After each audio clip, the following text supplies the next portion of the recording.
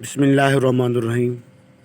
السلام علیکم عزیز طلباء و طالبات، کیا حال ہے بیٹا؟ آپ سب ٹھیک ہیں؟ مجھے امید ہے کہ انشاءاللہ آپ سب بخیر و عافیت ہوں گے۔ پیارے بچوں، یہ جماعت ہفتم کی اسلامیات کی کتاب ہے اور ہم نے اس کا ایک سبق پڑھا تھا، اسلام میں عبادت کا تصور۔ تو اس کے ہم نے کچھ سوالات بھی کر لیے تھے۔ آج اس کا تفصیلی سوال نمبر جو 3 ہے وہ ہم کرنے جا رہے ہیں، اور یہ سبق موجود ہے آپ کی کتاب کے صفحہ نمبر 16 پر، اور اس کی مشق ہے آپ کی کتاب کے صفحہ نمبر 18 پر۔ تو چلتے ہیں ہمارے آج کے کام کی طرف۔ جی پیارے بچوں، یہ ہماری کتاب کا صفحہ نمبر 18، یہ دیکھیں، تفصیلی جواب تحریر کیجئے۔ اس کا سوال نمبر 1 اور 2 یہ ہم نے کر لیا تھا۔ عبادت کے مفہوم کی وضاحت کیجئے، اور نمبر 2 ہے کہ اسلام کا تصور عبادت خالصتاً توحید پر قائم ہے، واضح کیجئے۔ آج ہم اس کا سوال نمبر 3 ہے کہ اسلامی عبادات کا تصور اعتدال اور میانہ روی پر مبنی ہے، دلائل سے ثابت کیجئے۔ ہم کرنے جا رہے ہیں، اور یہ جواب ہے آپ کی کتاب کے صفحہ نمبر 17 پر، ٹھیک ہے؟ جی پیارے بچوں، یہ ہے کتاب کا صفحہ نمبر 17، اور میں آپ کو پہلے جو ہمارے پہلے والے سوال ہیں وہ آپ کو جوابات دکھا دوں اس کے۔ یہ سوال نمبر 1 کا جو تفصیلی ہے وہ یہاں سے لے کے یہاں تک اس کا جواب ہے، ٹھیک ہے؟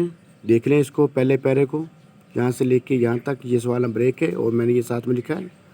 اگر یہ سوال نمبر 2 جو ہے وہ دیکھیں، وہ یہاں سے لے کے ادھر یہاں تک ہے، یہ سوال نمبر 2 ہے تفصیلی، ٹھیک ہے؟ اور ہمارا جو آج کا سوال نمبر 3 ہم کرنے جا رہے ہیں وہ یہاں پہ نیچے موجود ہے۔ یہ دیکھیں، عبادت میں اعتدال اور میانہ روی۔ اسلام عبادت میں اعتدال اور میانہ روی اختیار کرنے کا حکم دیتا ہے۔ اسلام اس بات کی اجازت نہیں دیتا کہ انسان ساری رات اللہ تعالیٰ کی عبادت کرتا رہے، ہر روز روزہ رکھے یا شاد بیاہ نہ کرے، بلکہ شریعت میں ہے کہ عبادت کے ساتھ ساتھ اپنی جائز معاشی ذمہ داریوں کو بھی پورا کیا جائے، ٹھیک ہے؟ تو یہ یہاں سے شروع ہو رہا ہے جواب اس کا، اور یہ لاسٹ تک یہاں تک ہے اس کا جواب، ٹھیک ہے؟ تو میں آخری اس کی لائن پڑھ کے سناتا ہوں آپ کو۔ بس یہ سارے کام میری سنت ہیں، جس نے میری سنت سے منہ موڑا وہ مجھ سے نہیں، یعنی اس کا مجھ سے تعلق نہیں۔ یہ حدیث ہے صحیح بخاری اور صحیح مسلم کی، ٹھیک ہے؟ یعنی بخاری شریف اور مسلم شریف، یہ جو حدیث کی کتاب ہیں سیاہ ستہ کی، اس میں یہ حدیث موجود ہیں۔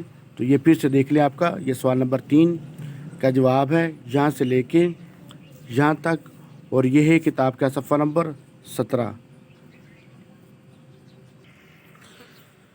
جی عزیز طلباء و طالبات، یہ تھا ہمارا آج کا سبق، اسلامی عبادت کا تصور، اس کا سوال نمبر 3، اور میں نے سوال نمبر 1 اور 2 کے جوابات بھی آپ کو دوبارہ سے دکھا دیے ہیں۔